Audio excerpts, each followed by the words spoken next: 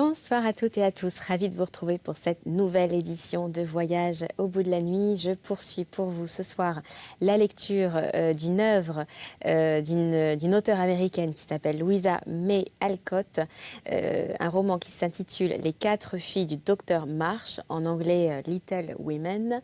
Et il s'agit donc, vous l'aurez deviné, mais pour ceux parmi vous qui prennent l'émission en cours, il s'agit de l'histoire et du destin de 4 jeunes sœurs issues de la classe moyenne américaine dans une petite ville près de Boston, dans le Massachusetts, donc sur la côte est des États-Unis. Et en fait, le roman décrit donc le quotidien de ces 4 sœurs. J'ai nommé Margaret, Joséphine, Elisabeth et Amy, qui sont toutes les 4 très différentes et qui sont les filles du docteur Robert Marsh. Alors la plus âgée, c'est Margaret. Ensuite, la deuxième, c'est Joe, qui est le garçon manqué de la bande. Ensuite, on a Elisabeth, qui, elle, est décrite comme une jeune femme plutôt timide, réservée, introvertie, qui aurait à peu près aux alentours de 23 ans. Et enfin, la dernière, c'est Amy, qui est assez orgueilleuse, coquette, capricieuse, qui rêve d'un destin hors norme, qui aimerait être en fait reconnue en tant qu'artiste, puisqu'elle est passionnée par l'art, et qui a, pour ainsi dire, des goûts de luxe, mais qui va donc se heurter malheureusement à la réalité de son quotidien. Alors elles vivent avec leur maman qui s'appelle Mary March, leur domestique Anna, et donc leur père, Robert, qui lui milite contre l'esclavagisme et qui vient en fait de s'engager aux côtés des troupes nordistes sur le front en tant que médecin, puisque je vous le rappelle, l'œuvre a lieu en pleine guerre de sécession. Voilà, donc je vous propose de continuer et de voir comment vont évoluer les destinées de ces 4 personnages hautes en couleur. Une œuvre, vous l'avez deviné, bien évidemment, très souvent adaptée pour le cinéma, pour la télévision, très connue, que ce soit dans la littérature américaine ou encore francophone. Voilà, je ne vous en dis pas plus. Je vous propose de rester avec nous pour un énième épisode de lecture. Avant cela, n'oubliez pas qu'il est encore temps pour vous de réagir dès à présent avec nous sur les réseaux sociaux. Ça s'affiche juste là, en bas de votre écran. Il vous suffit de taper #VBN et on sera ravis de vous lire, d'avoir vos avis, vos commentaires, vos questions, vos impressions, votre mécontentement aussi, peut-être, ça peut arriver, par rapport à l'émission. Enfin, on l'espère pas trop, mais vous êtes libre donc de vous exprimer sur les réseaux sociaux. Voilà, je vous en dis pas plus. Je vous propose de continuer la lecture. Restez avec moi, je vous accompagne jusqu'au bout de la nuit sur D8.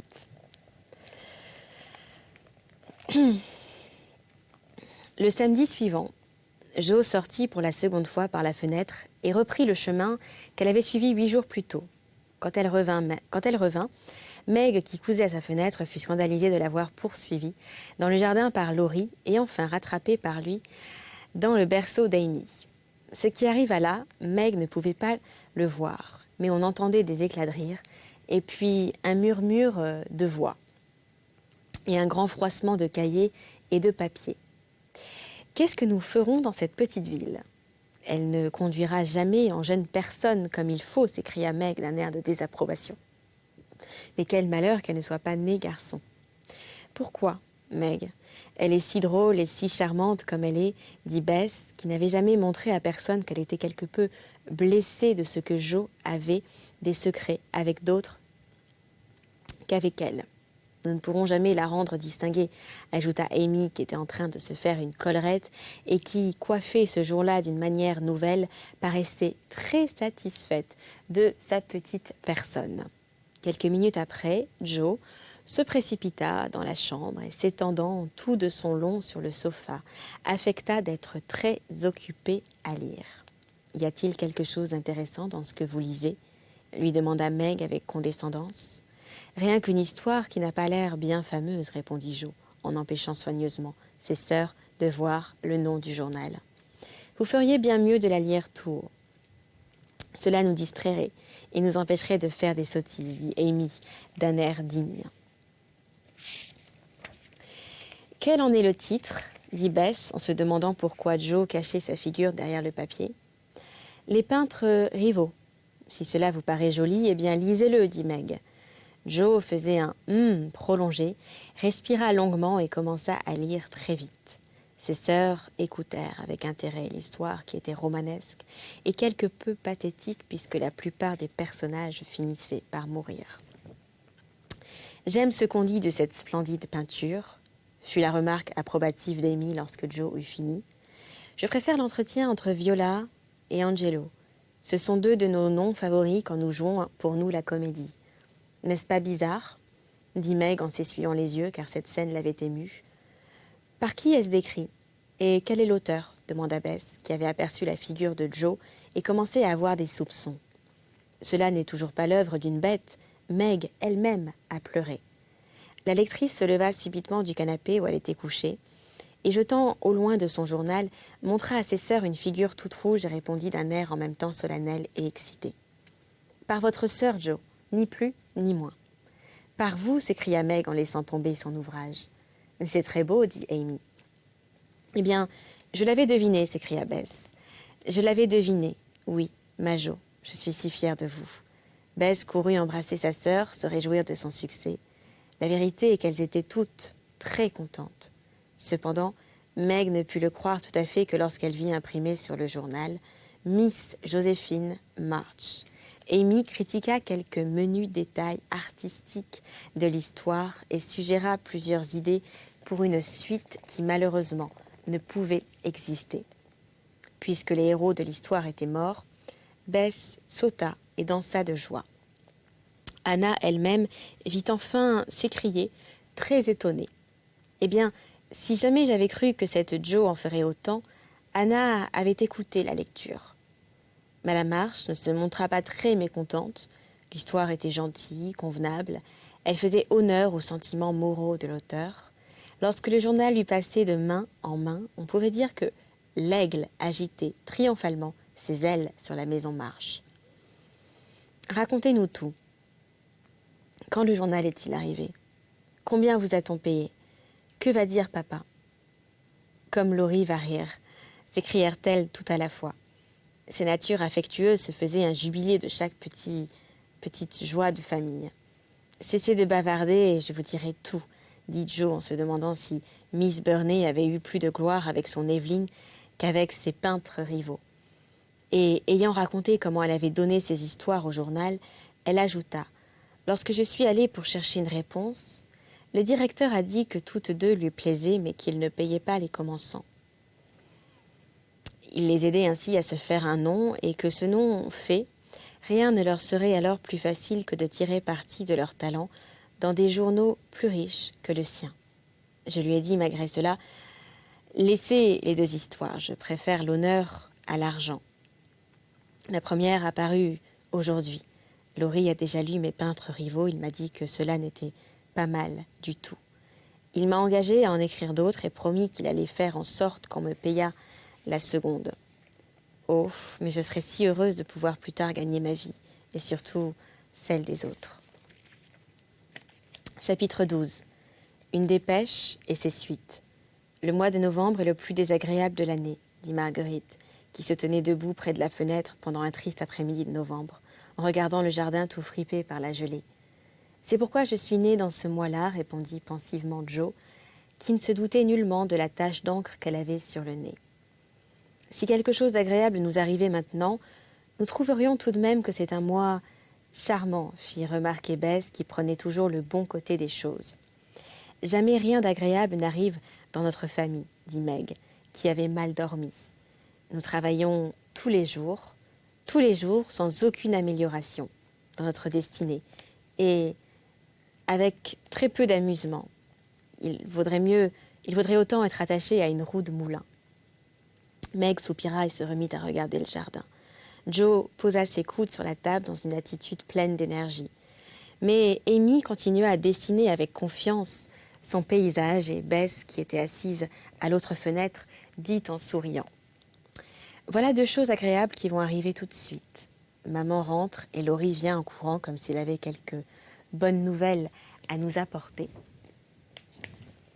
Ils entrèrent tous deux. Madame March avec sa question habituelle.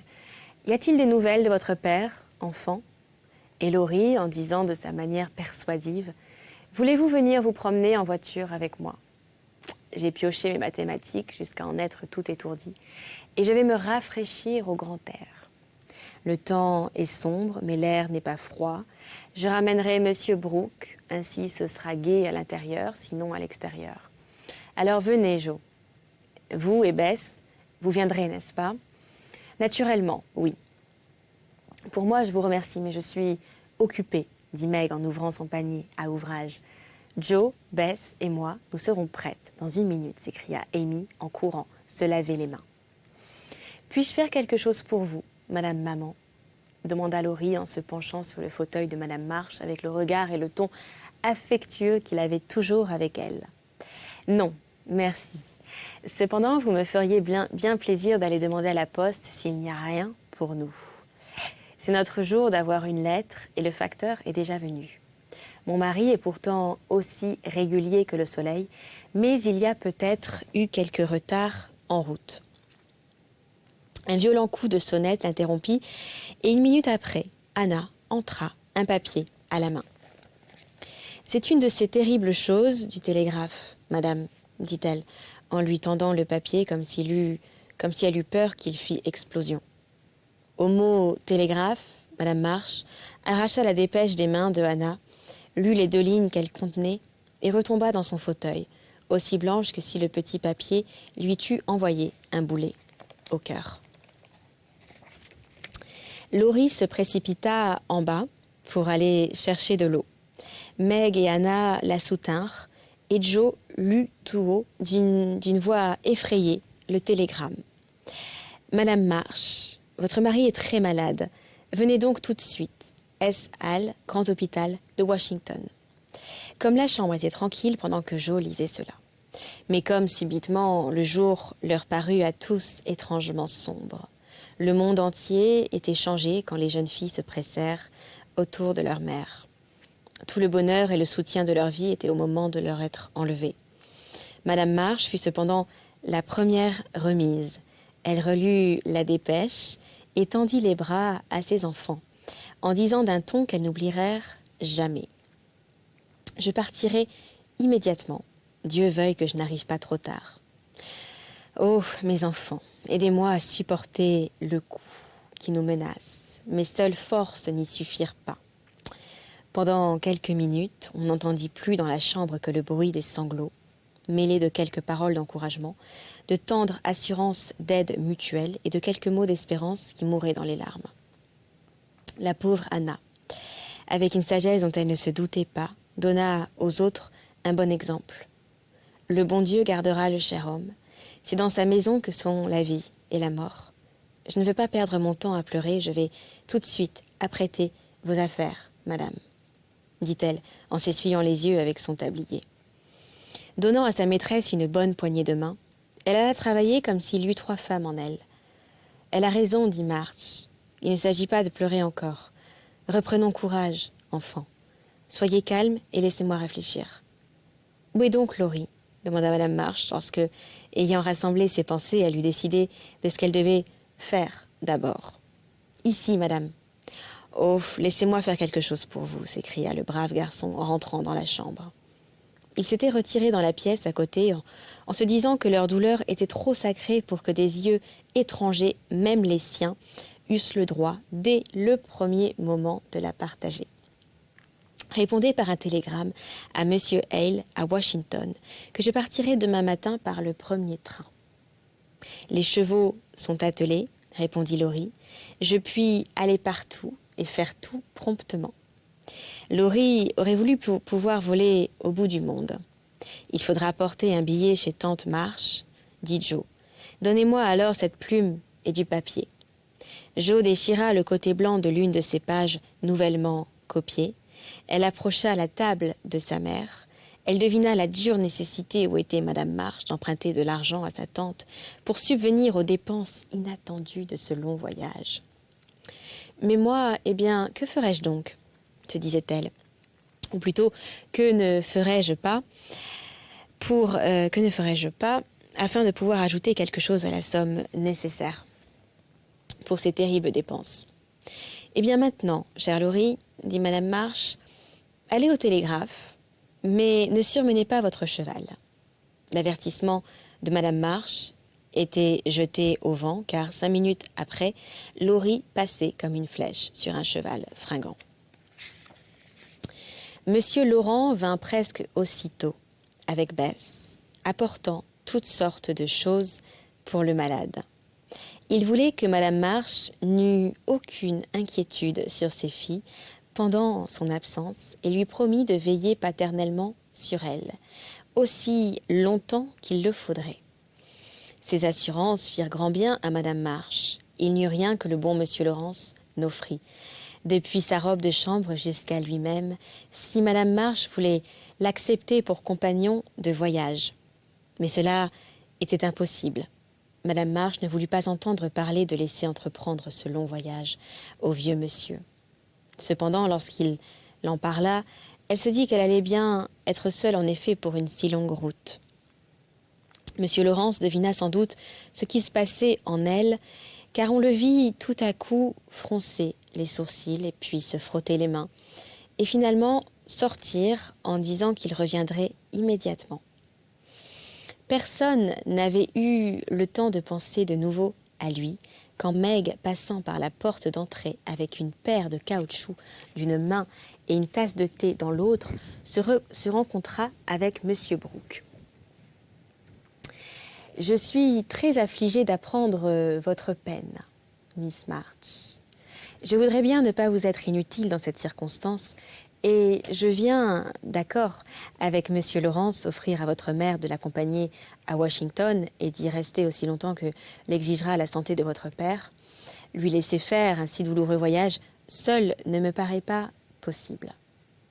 Monsieur Laurence a précisément besoin que j'aille à Washington pour y soigner ses intérêts dans une affaire très délicate. Et il serait très heureux, ainsi que moi, que mon voyage, concordant avec celui de Madame March, pût lui être de quelque utilité. » Les caoutchoucs de Meg tombèrent par terre et son thé était très près de les suivre. Meg se trouva d'abord sans voix pour répondre à Monsieur Brooke, mais elle lui tendit la main avec une figure si pleine de reconnaissance que Monsieur Brooke se sentit payé au centuple. « Que vous êtes bons tous !» s'écria-t-elle enfin.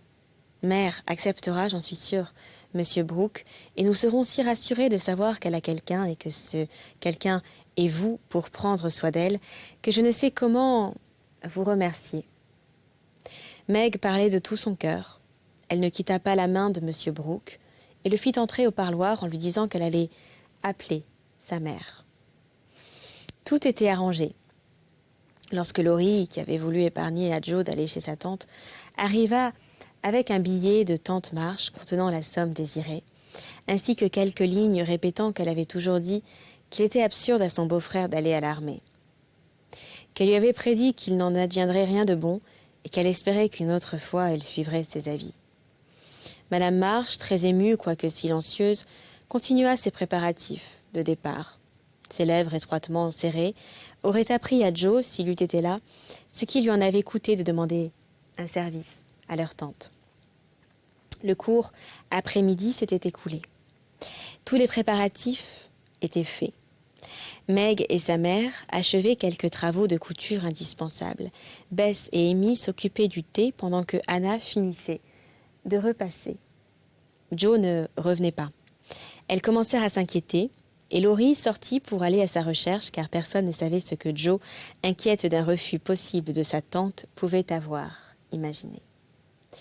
Cependant, il ne la rencontra pas et bientôt elle revint seule.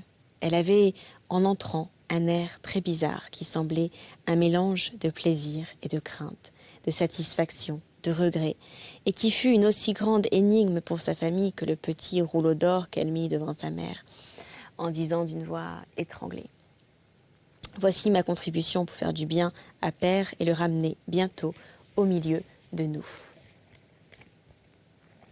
« Où avez-vous eu cette grosse somme, ma chère ? 25 $. Joe, j'espère que vous n'avez rien fait d'irréfléchi. Non, c'est honnêtement à moi. Je ne l'ai ni mendié, ni emprunté, ni volé, je l'ai gagné. Et je ne pense pas que vous me blâmiez puisque ce que j'ai vendu était ma propriété. Tout en parlant, Joe ôta son chapeau.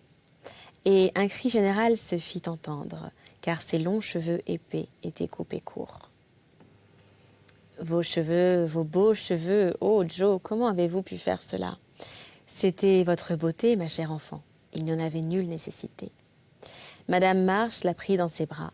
Les deux têtes se confondirent dans une étreinte muette. Eh bien, ce sera la fin pour cet épisode, mais on va se retrouver très vite pour la suite des aventures des 4 filles du docteur March. D'ici là, eh bien, n'oubliez pas qu'on se retrouve dès à présent sur les réseaux sociaux, #VBN, tout simplement, vous connaissez le principe. Également sur le site de la chaîne www.d8.tv pour nous retrouver en replay dans la rubrique divertissement. Quant à moi, je vous embrasse. Je vous souhaite une très belle nuit si vous essayez de trouver le sommeil ou une belle journée pour ceux parmi vous qui doivent se lever pour aller travailler. Je vous embrasse, à très vite.